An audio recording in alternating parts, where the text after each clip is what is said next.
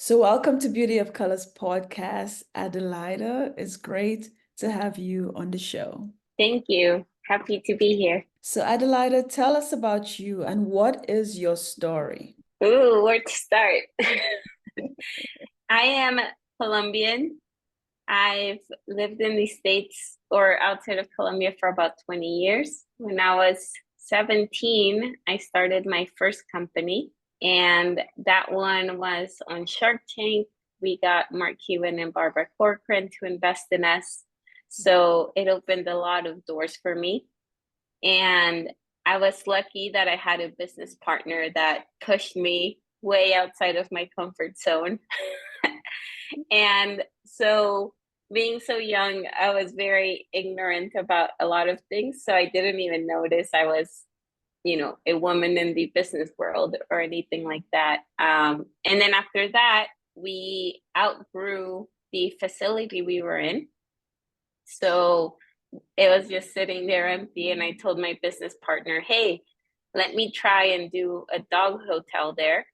If it works out, you get rent. If it doesn't, then it's okay. It's like my MVP. And so that really kicked off, and that one I mainly did for my mom, who had sacrificed a lot when we had to move to the States. And a little bit over a year after starting it, the profits were already higher than my mom was making as a teacher. So I was like, hey, if you want it, here it is.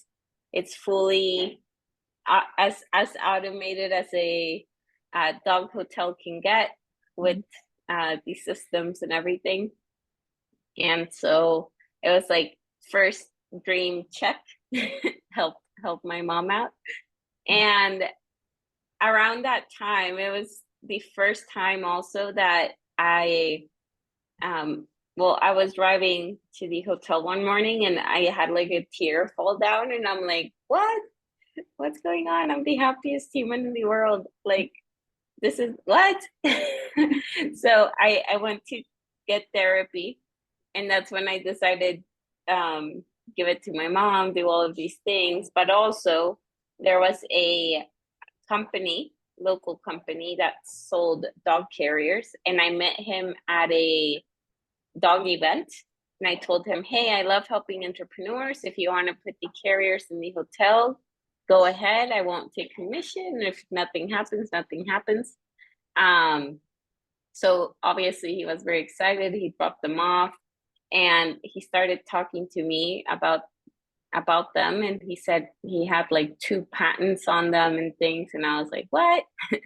So I sat him down and I gave him a laundry list of things he should be doing, and then 2 weeks later another laundry list. And so before this had happened, he was like, I don't know how to do any of these things. They're great. Why don't you come on and be my co-founder?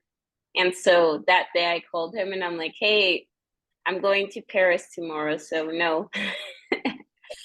And he was like, well, don't you love New York? Why don't we move to New York? And the company will pay for it, and, blah, blah. And I'm like, it's not a bad idea.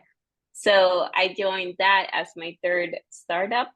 And it was great. The first week in New York, someone saw me getting off a city bike with my dog on my back, and they were like, hey, do you want to be in a morning show? We're having a segment on carriers. And then we were like, yeah, sure. It was like the next day, and it was the Today Show, so that skyrocketed sales, and it was happy problems, like, oh, how do we get more inventory? And after 3 months or so in New York, I was like, this is really expensive. It would be half the price if I'm like in the nicest area in Paris, So I ended up going to Paris.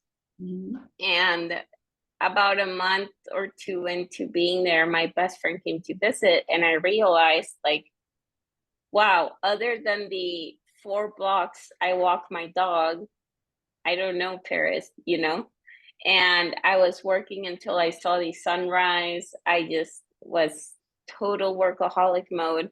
And this was throughout my 3 companies, because the first one and at the beginning of the last one, I was still in university. So I wasn't sleeping more than like 3-4 hours a night. I didn't know how to eat well. I didn't work out. I didn't know anything about health. So I burnt out, and that's what I had before, but I didn't realize it. So instead of taking a break, I started another company. And so I took my first sabbatical. It was 2 years. Went the other extreme and made up for all the social life I missed. Then I started a travel app because we were traveling so much, and I met my business partner during those travels. Then after that, something just felt off, because my future, I've always wanted to open a school.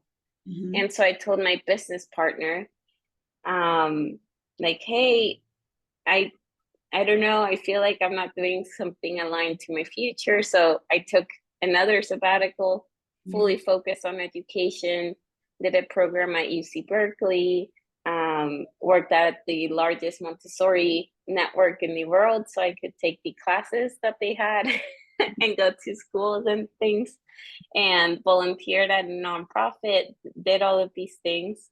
And then from there, I realized, like, wow, I miss startup world. I miss the world I know. So I had a quarter life crisis, and I'm like, oh no, I thought education was my end plan. What's going on? And so I moved to New York because I liked about Montessori schools. I don't know if you know about it. The kids get to see the next classroom. It's glass in between, so they can be inspired by the next stage in life and see how far they've come. And so I thought that was really sweet. And I'm like, why does that have to end in high school? And I was like, well, what are the most go adults always learning, experimenting, doing? And I thought, well, entrepreneurs in an accelerator. So I moved to New York, and I'm like, I'm going to learn all about accelerators, because now I want to do that in my future school. And while I was there, I'll cut this story short, but I ended up just joining. My sister had been at a law firm, so I went to consult with them just so they would fly me down for my mom's birthday. And they ended up saying, hey, we want to start a legal tech company. It had so much potential, huge market. And I was like, okay, I'll do it, because my friend was like, how are you going to fund your school? But about a year after, I had the same like mini crisis. I'm like, oh man, I'm only doing this for money. So I just took another sabbatical. And towards the end of that one, I moved to Colombia, because I'm like, that's the one thing I know for sure I want to be in Colombia. And here I decided to start being more responsible financially. So before, I would make money, but then I would spend it in sabbaticals. And I would just have that dumb confidence of, I know how to make money, I'll figure it out when the money runs out. But I'm thinking next life stage or sabbatical might be children. And I'm like, I don't want that to depend on savings. And I want, to be more responsible, etc. So build that passive income, invest. And so we were going to get together with friends to start investing in real estate, because it's a model that already existed in the States. But then that whole thing just graduated into, why don't we do bigger, better, more profitable projects and invite more people to come along with us? And we wanted the amounts to be very small, like $100. So it had that kind of social impact of closing the wealth divide gap in Colombia, while still doing something that I wanted to focus on, which is investing and creating that passive income. So now you have made up your mind, and you're in real estate market. Is that correct? Yes. Okay. So you're not doing the other things that you used to do before when you just started at 17. Well, it's still a startup, Mhm. and the goal is still to open a school. Okay, okay. So Yeah. the properties that you have right now that you're showing in the real estate market, where is it located? Is it all over the world or is it just in Colombia? So we have investors from all over the world, Mhm. but we do one project at a time because we do the whole thing from finding the property, rehabbing it, operating everything. Mhm. And so right now we have one in Laureles, which is in Medellin, which just got voted as the world's coolest city by Time Out magazine. Oh, where So is that? we're doing, it's in Colombia. Oh, Colombia. Okay, okay. Yeah, so we're doing a boutique hotel here. So you're the a co-founder or you're the founder of that company? We're three co-founders, Mhm. and I'm CEO, Mhm. and I have one of my business partners is super key player. He has a construction company, Mhm. a real estate brokerage company Mhm. here. So, and he's known the area so well for so long that it's important to have him. And then the other one helped us on the tech side. Okay, okay. Sounds good. So if somebody is looking for like a home right now, and how can the person get in contact with you? How can they get in touch with you on your website? I noticed when I went to your website, it was in Spanish. Do you have it in English as well? We, if you write me on LinkedIn or my email, Mhm. I can help in English, and we have the whole presentation in English and things in English, but the website and everything is in Spanish.